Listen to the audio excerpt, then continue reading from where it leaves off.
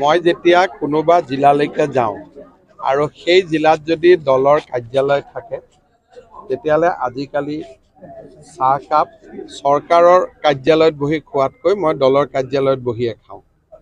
আৰু ঠিক তেনেকৈ দুপৰীয়া যদি কোনোবা জিলাত গ'লোঁ, ঘূৰি আহোঁতে ভোক লাগিলে চাৰ্কিট হাউচ বা আৱৰ্ত ভৱনত সোমোৱাতকৈ আমাৰ বিজেপিৰ যিহেতু বিভিন্ন কাৰ্যালয় প্ৰতিষ্ঠা হৈছে, কাৰ্যালয়ত সোমাই পেলাই চাহকাপ খাই যাব বা ৰুটি এখন খাই যাব চেষ্টা কৰোঁ। আজি মৰিগাঁওলৈকে ৰহালৈকে গৈছিলোঁ, ঘূৰি আহোঁতে জাগিৰোডত আমাৰ মণ্ডল কাৰ্যালয়ত সোমাই আমি সকলোৱে ৰুটি এখন খালোঁ।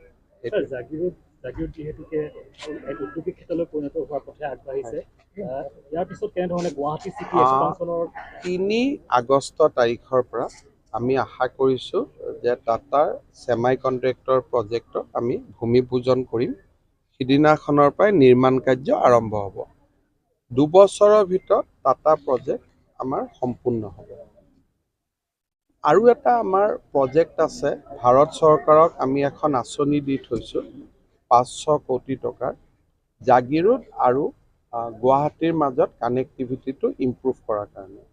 এতিয়া ইয়াত যিটো ৰিং ৰোড হ'ব, ৰিং ৰোডে এটা পৰ্যায়লৈকে আমাক কানেক্টিভিটি দিব, কিন্তু বাকী কানেক্টিভিটিখিনি আৰু সুন্দৰ কৰাৰ বাবে আৰু আন সুবিধা, ভাল ষ্টেডিয়াম, স্কুল, কলেজ এইবিলাকৰ কাৰণে আমি এখন 500 কোটি টকাৰ আঁচনি দি থৈ দিছোঁ। সেই আঁচনিখনৰ অনুমোদন হ'ল জাগিৰোডত টাটা প্ৰজেক্টটো কেন্দ্ৰ কৰি বহুতখিনি সামাজিক ইনফ্ৰাষ্ট্ৰাকচাৰ ডেভেলপ হ'ব। লগে লগে আমি এইটো কথাও সচেতন, যিহেতু জাগিৰোডৰ আশে পাশে আমাৰ তিৱা জনজাতিৰ লোকসকল বসবাস কৰে, গতিকে আমি সম্প্ৰসাৰণটো এনেকৈও বিচৰা নাই যাতে জনজাতি লোকসকলৰ ক্ষতি হয়। কেতিয়াবা কি হয়, বহুত সোঁৱে বাৱে কাম হ'লে মানুহৰ মাটিও হেৰাই যায়। সেইকাৰণে আমি সাৱধানে অলপ অলপ কৰি কামখিনি কৰি গৈ আছোঁ, যাতে আমাৰ জনজাতীয় লোকসকলৰ হাতৰ পৰাও ভূমিৰ অধিকাৰ নেহেৰুৱায় আৰু ডেভেলপমেণ্টখিনি অকল সামাজিক ক্ষেত্ৰত হয়, যেনেকৈ কলেজৰ হওক, আমাৰ ষ্টেডিয়াম এখন হওক, য'ত কোনো মানুহৰ আপত্তি নাই, তেনেকুৱা ডেভেলপমেণ্ট কৰাৰ কাৰণে আমি চেষ্টা কৰি আছোঁ।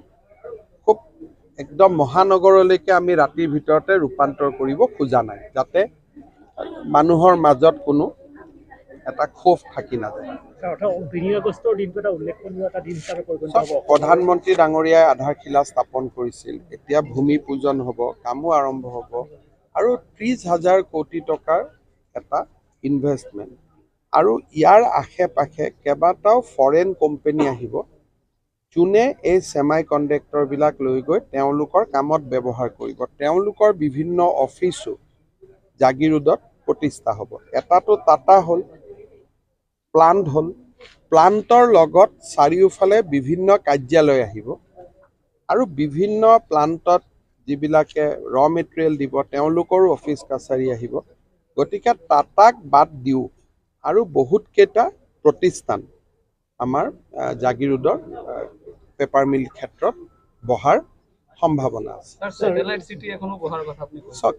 ছেটেলাইট চিটি তেনেকেই হৈ যাব। মই যিখিনি কৈছোঁ যে অলপ ইনফ্ৰাষ্ট্ৰাকচাৰ ডেভেলপ হ'লে চিটি হৈয়ে যাব। ছেটেলাইট চিটি হ'বৰ কাৰণে গুৱাহাটীৰ লগত 2-3টা ৰাস্তা বনাব লাগিব, যাতে চমুৱাই হ'ব পাৰে। আমাৰ মায়ঙেদি যোৱা ৰাস্তাটো ভাল কৰিব লাগিব, গুৱাহাটী হাইৱে ভাল কৰিব লাগিব। যোৰাবাটৰ এইখিনি যি আমাৰ পাহাৰ আছে, সেই পাহাৰখিনি আমি কাটি চিধা কৰিব খুজিছোঁ ৰিং ৰোড প্ৰজেক্টত, যাতে যোৰাবাট পাৰ হওঁতে আমাক 3 মিনিটো নালাগে। অৰ্থাৎ গুৱাহাটী আৰু জাগিৰোডৰ ডিষ্টেঞ্চটো নিজে নিজে কমি যাব।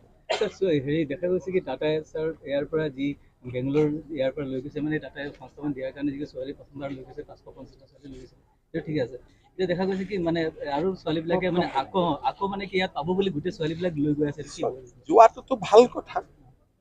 আমাৰতো ক'ব গ'লে আমাৰ গোটেই অসমৰ মিয়া ল'ৰা ছোৱালী বেংগলোৰ, কেৰেলা চবতো ভৰ্তিয়ে হৈ আছে, গৈয়ে আছে, কামটো কৰিয়ে আছে।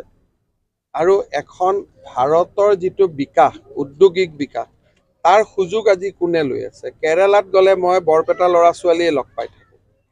এবাৰ কেৰেলাত মই গৈছোঁ, মোক আহি কৈছে, দাদা আমি বৰপেটীয়া, কলগেছিয়া, জনিয়া। ভাৰতখনতো আমাৰেই, গতিকে অকল এই গোটেই সুবিধাবিলাক কমোৱা মুছলমান মানুহখিনিয়ে লোৱাৰ জেগাত যদি আমাৰ হিন্দু মানুহখিনিয়েও লয় তাতনো বেয়া পাবলগীয়া কি আছে। গতিকে সেইটোতো আদৰণিহে জনাব লাগে যে আমাৰ মানুহে গৈছে, বাংগালোৰত গৈছে, কাম কৰিছে, চল চক্ৰান্ত কৰি চাকৰি দিম বুলি বোলে মানৱ সৰবৰাহ কৰিছে, তেতিয়া বেলেগ কথা। চাকৰি কৰিবৰ কাৰণে যদি কোনোবা ইয়াৰ পৰা মানুহ গৈছে, তাততো এইটো আমি আদৰণিহে জনাব লাগে। ঘৰত ইয়াত যদি ৩,০০০ টকা ইনকাম পোৱা নাই, ২০,০০০ টকা ক'ৰবাত গৈ কাম কৰি আছে, ভাৰতখনতো আমাৰে হয়। গতিকে আমাৰ দেশত আমি নগৈ কোনে যাব? এতিয়া আমাৰ দেশত কোন গৈছে? যিসকল বাংলাদেশৰ পৰা আহিছিলে ২০, ৩০, ৪০ বছৰ আগত, তেওঁলোকে হায়দৰাবাদ, অন্ধ্ৰপ্ৰদেশ, বাংগালোৰত গৈ সুবিধা লৈ আছে। তাৰ জাগাত আমি দাস কলিতা মানুহবিলাকেও সুবিধা ল'ব লাগে, একোতো বেয়া কথা নহয়।